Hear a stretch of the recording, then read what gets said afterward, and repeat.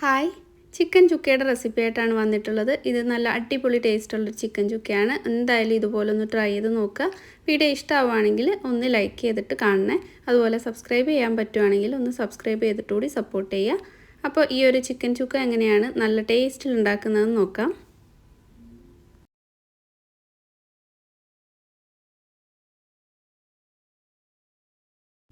ഞാനിവിടെ ഒരു 700 gram chicken നന്നായിട്ട് ക്ലീൻ ചെയ്തെടുത്തിട്ട് അതിലേക്ക് ഒരു 2 ടേബിൾ സ്പൂൺ തൈര് ചേർത്ത് കൊടുത്തിട്ടുണ്ട്.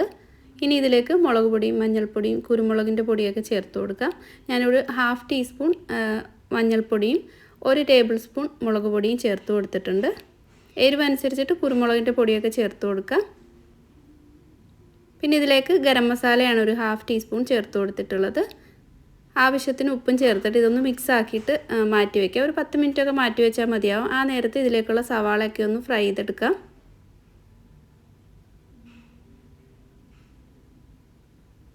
നന്നായിട്ട് തന്നെ ഇതിലേക്ക് ഒന്ന് മിക്സ് ചെയ്തെടുത്തിട്ടുണ്ട്.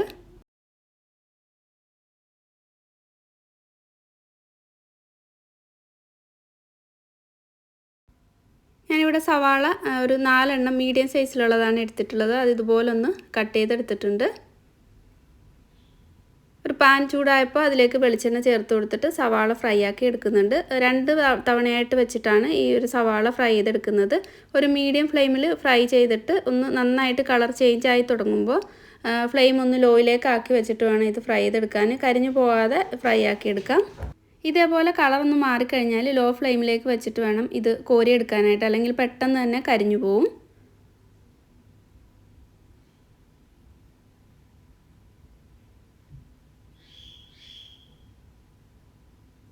ഇനി ബാക്കിയുള്ള സവാളയും ഇതുപോലെ തന്നെ അങ്ങ് ഫ്രൈ ചെയ്തെടുക്കാം.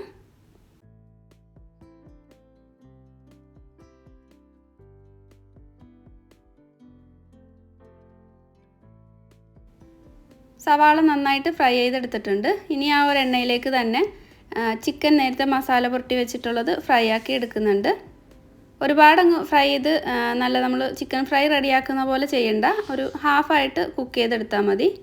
ബാക്കി നമ്മൾ ഗ്രേവിയിലിട്ടിട്ട് കുക്ക് ചെയ്യുന്നുണ്ട്. അപ്പോൾ 2 സൈഡും ഒന്ന് കളർ ചേഞ്ച് ആവുന്നത് വരെ ഇതൊന്ന് കുക്ക് ചെയ്തെടുക്കാം.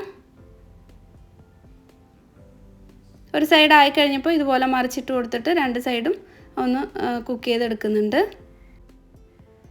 ഇനി ഈ ചിക്കൻ എണ്ണയിൽ നിന്നും കോരി മാറ്റാം.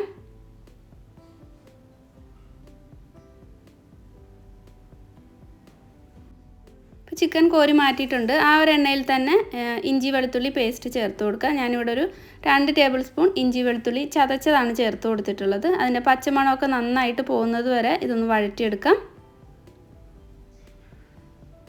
ഇതിലേക്ക് കുറച്ച് കറിവേപ്പില കൂടി ഇട്ട് കൊടുത്തിട്ട് നന്നായിട്ട് വഴറ്റിയെടുക്കുന്നുണ്ട്.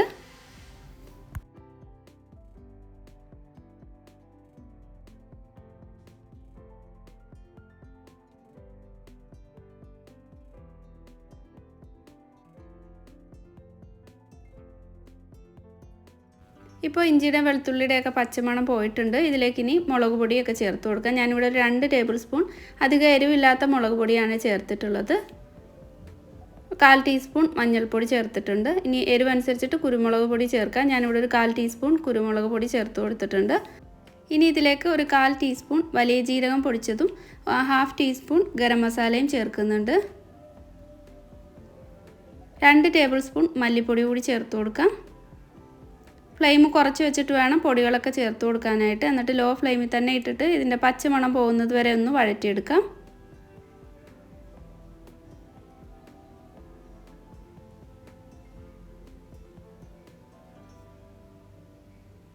ഇപ്പോൾ പൊടികളുടെയൊക്കെ പച്ചമണം പോയിട്ടുണ്ട്. ഇതിലേക്ക് 2 തക്കാളി ചേർത്ത് കൊടുക്കുന്നുണ്ട്.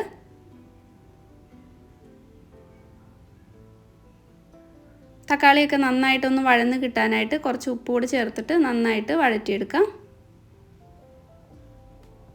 ചിക്കനിൽ ഉപ്പ് ചേർത്തിട്ടുള്ളത് കൊണ്ട് ആവശ്യത്തിന് മാത്രം ഉപ്പ് ചേർത്ത് കൊടുത്താൽ മതി. ഇതിനി അടച്ചു വെച്ചിട്ട് തക്കാളിയൊക്കെ ഒന്ന് വേവിച്ചെടുക്കാം.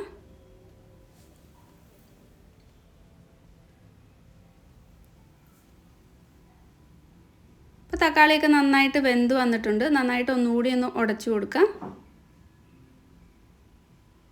ഇതിലേക്ക് നേരത്തെ ഫ്രൈ ചെയ്ത് വെച്ചിട്ടുള്ള ആ ചിക്കനോട് ചേർത്തിട്ട് നന്നായിട്ട് അങ്ങ് മിക്സ് ആക്കി എടുക്കാം.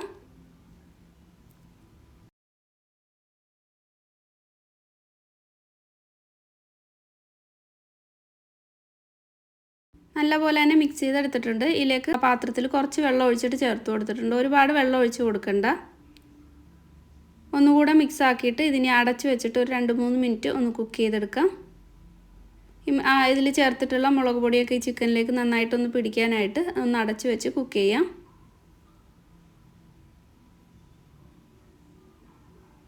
ഇപ്പോൾ എണ്ണയൊക്കെ തെളിഞ്ഞ് ചിക്കനൊക്കെ ഒരു മസാലയൊക്കെ പിടിച്ച് വന്നിട്ടുണ്ട്. ഇനി ഇതിലേക്ക് നേരത്തെ ഫ്രൈ ചെയ്ത് വെച്ചിട്ടുള്ള സവാള കൈകൊണ്ട് നന്നായിട്ടൊന്ന് പൊടിച്ചിട്ട് ചേർത്ത് കൊടുക്കാം.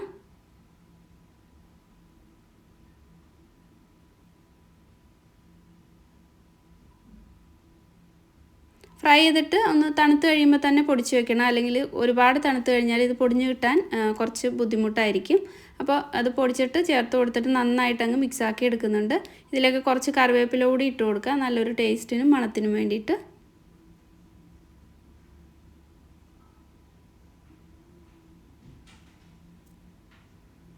നല്ലപോലെ തന്നെ മിക്സ് ചെയ്തിട്ട് ഇതിനെ അടച്ച് വെച്ചിട്ട് ഒരു 2-3 മിനിറ്റ് കൂടെ ഒന്ന് കുക്ക് ചെയ്തെടുക്കുന്നുണ്ട്. സവാളയൊക്കെ നന്നായിട്ട് ഒന്ന് ഇതിലേക്കൊന്ന് മിക്സ് ആവാനായിട്ട് 2-3 മിനിറ്റ് ഒന്ന് കുക്ക് ചെയ്തെടുക്കാം.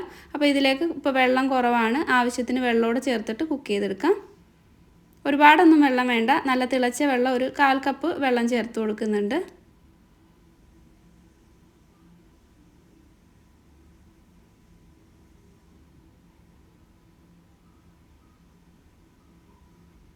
ലോ ഫ്ലെയിമിൽ ഒന്ന് അടച്ചു വെച്ച് കുക്ക് ചെയ്യാം.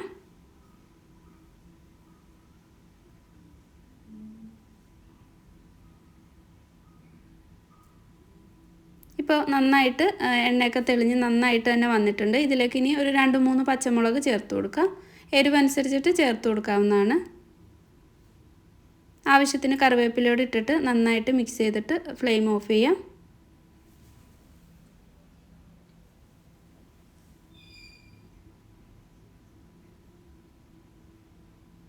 കുറച്ചും കൂടെ ഗ്രേവി വേണമെങ്കിൽ കുറച്ചും കൂടെ വെള്ളം ചേർത്ത് കൊടുക്കുക. ഒരുപാട് വെള്ളമായി പോകരുത്, കുറച്ചും കൂടെ വേണമെങ്കിൽ ചേർത്ത് കൊടുക്കാവുന്നതാണ്. ഒരു 2 നുള്ള് ഗരം മസാല കൂടി ലാസ്റ്റ് ഇതിലേക്ക് ഇട്ട് കൊടുത്തിട്ടുണ്ട്. ഇനി ഇത് സെർവ് ചെയ്യാം.